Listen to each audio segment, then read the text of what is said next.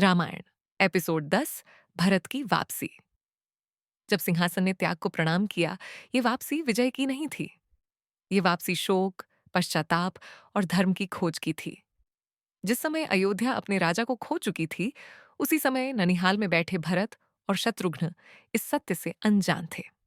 पर नियति अब उन्हें भी कथा के केंद्र में ले आने वाली थी। अशुभ संकेत ननिहाल में भरत का मन अशांत था।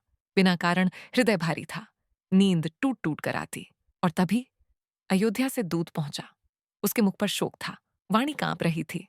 राजा दशरथ अब इस संसार में नहीं रहे। भरत स्तब्ध रह गए। उनके हाथ से जलपात्र गिर पड़ा। पिता का वियोग भरत दौड़ पड़े। रथ अयोध्या की ओर बढ़ा, पर उनके मन में हजार प्रश्न थे। पिताश्री कैसे? राम कहाँ है? कोई उत्तर संतोषजनक नहीं था। जब वे अयोध्या पहुंचे तो नगर पहचान में नहीं आ रहा था। जहां कभी उत्सव गूंजते थे, वहां मौन पसरा था। दशरथ का अंतिम दर्शन भरत राजमहल पहुंचे। वह कक्ष जहां दशरथ शांत पड़े थे। भरत भूमि पर गिर पड़े। पिताश्री! उनका विलाप राजमहल की दीवारों से टकरा कर लौट आया। शत्रुघ्न निःशब्द खड़े थे।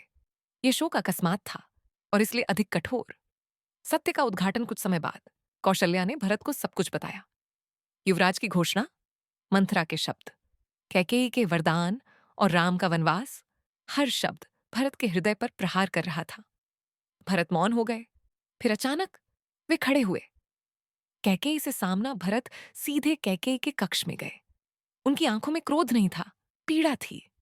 मां, उन्होंने कहा, क्या यह आपका निर्णय था? कैकेयी कुछ न बोली। भरत भूमि पर बैठ गए। यदि यह राज्य राम का अधिकार था, तो यह सिंहासन मेरे लिए विष बन जाएगा। यह आरोप नहीं था, यह अंतरात्मा की पुकार थी। सिंहासन का अस्वीकार सभा बुलाई गई। गुरु वशिष्ठ ने कहा, राज्य भरत को सौंपा जाए। सभा ने सहमति जताई, पर भरत पीछे हट गए। मैं इस सिंहासन को स्वीकार नहीं कर सकता। जो राज्य धर्म से छिना हो, वह राज्य नहीं होता। सभा निःशब्द रह गई। वन की ओर यात्रा भरत ने निर्णय लिया। मैं राम को वापस लाने जाऊंगा। सेना साथ चली। आशी साथ चले। यह यात्रा राज्य पाने की नहीं, राज्य लौटाने की थी। चित्रकूट में राम चित्रकूट, जहां वन शांति में धर्म सांस लेता था, वहीं राम, सीता और लक्ष्मण कुटिया में रहते थे। एक दिन दूर से धूल उड़ती दिखी। लक्ष्मण सतर्क हो गए, पर राम शांत रहे। ये भरत हैं, उन्होंने कहा। भाइयों का मिलन। भरत रथ से उतरे और सीधे राम के चरणों में गिर पड़े।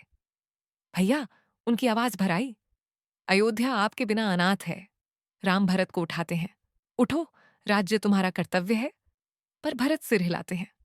राज्य मेरा नहीं, धर्म आपका है। वापसी का आग्रह। भरत ने सब कुछ कहा। जनता की पीड़ा, रिक्त सिंहासन, पिता का देहांत। सीता की आंखें भर आईं। लक्ष्मण आवेग में आ गए, पर राम स्थिर रहे। भरत, उन्होंने कहा, पिता का वचन मेरे लिए राज्य से बड़ा है। खड़ाऊं का प्रतीक भरत निराश नहीं हुए। उन्होंने राम के चरणों से खड़ाऊं उठाई। यदि आप नहीं लौटेंगे, तो ये आपका प्रतिनिधित्व करेंगे। राम ने स्वीकृति दी। यह क्षण इतिहास बन गया। एक राजा अपने राज्य से नहीं, अपने भाई की मर्यादा से शासन करेगा। नंदीग्राम का संकल्प। भरत अयोध्या नहीं लौटे। वे नंदीग्राम में रहने लगे। राजसी वस्त्र त्यागे, साधारण जीवन अपनाया। सिंहासन पर राम की खड़ाऊं और स्वयं सेवक। अयोध्या का नया अर्थ। अयोध्या अब भी राजधानी थी, पर शासन अहंकार का नहीं, प्रतीक्षा का था। हर दिन भरत वन की दिशा में नमन करते। भैया, वे कहते, मैं आपकी प्रतीक्षा कर रहा हूं। कथा का विस्तार। यह प्रसंग सिर्फ भरत का नहीं है।